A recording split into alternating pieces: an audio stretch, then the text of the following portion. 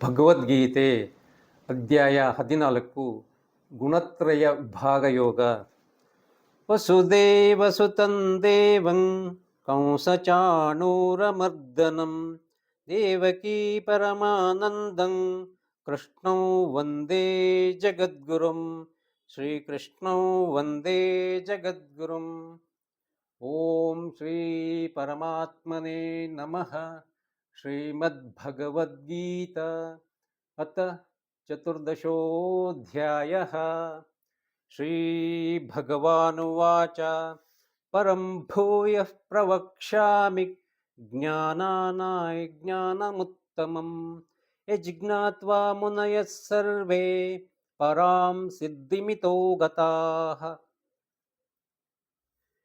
ಇದೈ ಜ್ಞಾನಮುಪಾಶ್ರಿತ್ಯ ಮಮ ಸಾಧರ್ಮ್ಯಮಾಗತಾಃ ಸರ್ಗೇऽಪಿ ನೋಪಜಾಯನ್ತೆ ಪ್ರಲಯೇ ನ ವ್ಯತನ್ತಿ ಚ.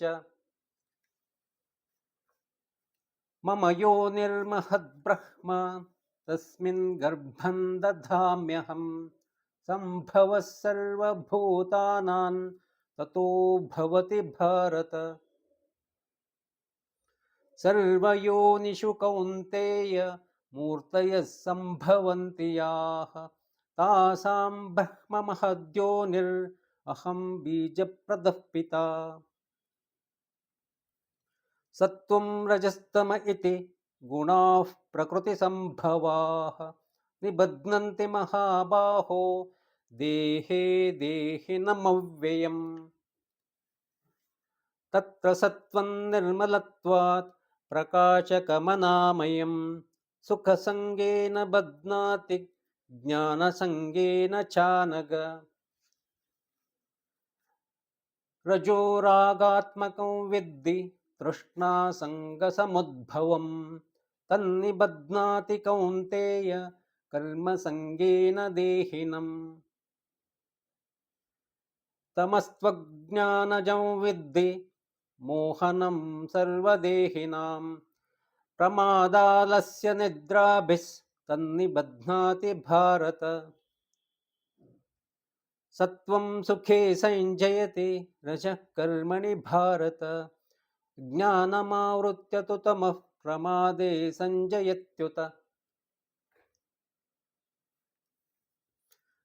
ರಜಸ್ತಮಶ್ಚಾಭಿಭೂಯ ಸತ್ವಂ ಭವತಿ ಭಾರತ ರಜಸ್ಸತ್ವಂ ತಮಶ್ಚೈವ ತಮಸ್ಸತ್ವಂ ರಜಸ್ತಥಾ.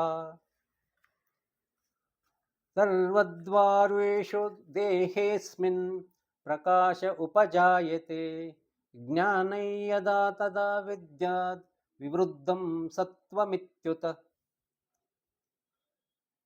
ಲೋಭಃ ಪ್ರವೃತ್ತಿರಾರಂಭಃ ಕರ್ಮಣಾಮಶಮಸ್ಪೃಹ ರಜಸ್ಸೇತಾನಿ ಜಾಯನ್ತೆ ವಿವೃದ್ಧೇ ಭರತರ್ಷಭ.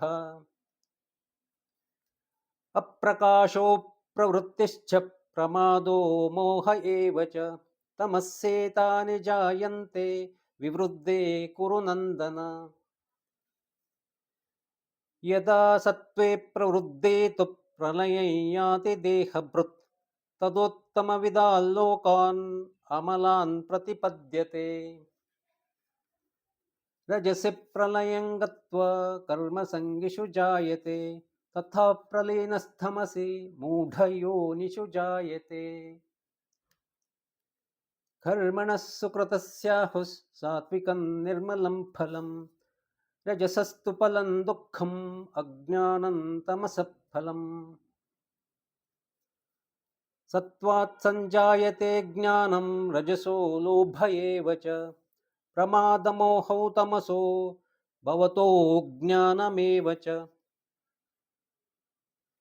ಊರ್ಧ್ವಂ ಗಚ್ಚಂತಿ ಸತ್ವಸ್ಥಾ ಮಧ್ಯೆ ತಿಷ್ಠಂತಿ ರಾಜಸಾಃ ಜಘನ್ಯಗುಣವೃತ್ತಿಸ್ಥಾ ಅಧೋ ಗಚ್ಚಂತಿ ತಾಮಸಾಃ. ನಾನ್ಯಂ ಗುಣೇಭ್ಯಃ ಕರ್ತಾರೈ ಯದಾ ದ್ರಷ್ಟಾನುಪಶ್ಯತಿ ಗುಣೇಭ್ಯಶ್ಚ ಪರಂ ವೇತ್ತಿ ಮದ್ಭಾವಂ ಸೋಧಿಗಚ್ಚತಿ.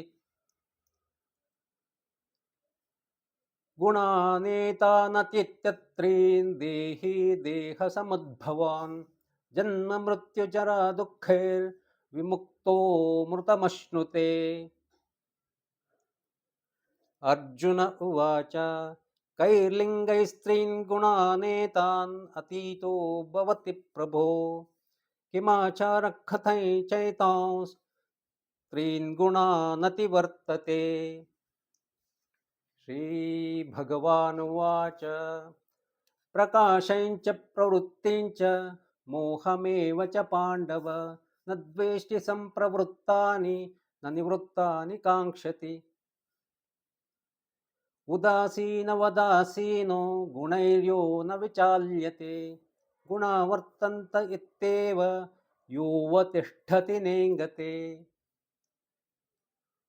समदुःखसुखस्वस्थः समलोष्ठाश्मकाञ्चनः तुल्यप्रियप्रियो धीरस्तुल्यनिन्दात्मसंस्थितिः।